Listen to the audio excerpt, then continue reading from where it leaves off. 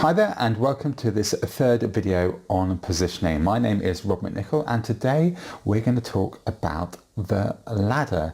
Now in the previous video we discussed the rule of two, whereby the rule is that only two companies will ever dominate a particular marketplace and they will own the lion's share. I mean, you may have multiple businesses within a space, but the top two are getting the majority of the revenues.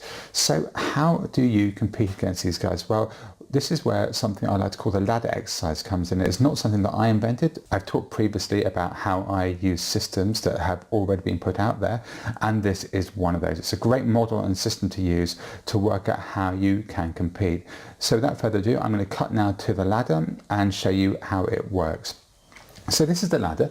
It looks strange enough like a ladder.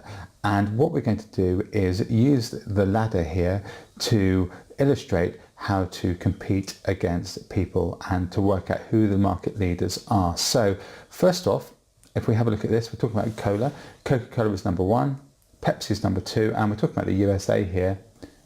That's Royal Crown, that is number three. Now, I don't know them. I mean, in the UK, that sounds like a brand of paint. We have Crown paint here. I'm not sure if you guys have that in the US or other countries. But anyway, Royal Crown is the nearest competitor in the USA.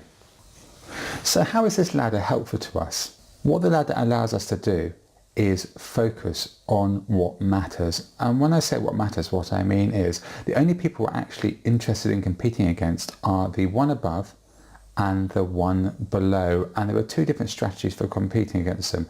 The one above, we're going to talk about how to compete against them in the next video by actually positioning ourselves as opposite to them and focusing on their weaknesses. So we want to focus on trying to take over them. But the one below, we want to ignore. And when I say ignore, we want to keep an eye on them from a business point of view, but we never want to talk about them. We don't want to validate them. We don't want to even acknowledge they exist, because by acknowledging them, we give them power. And if we give them power in our space, then consumers and customers who might be buying our product and service might think that these guys are worth having a look at. So the rule of the ladder is only focus on the one above and one below. The one above we're going to compete against by using the rule of opposites, and the one below we're going to ignore from the point of view of never validating them, but we are going to keep a very close eye on them. So let's move on to the next video where we're going to talk about the rule of opposites and how to apply opposite strategy to competing with a guy above us.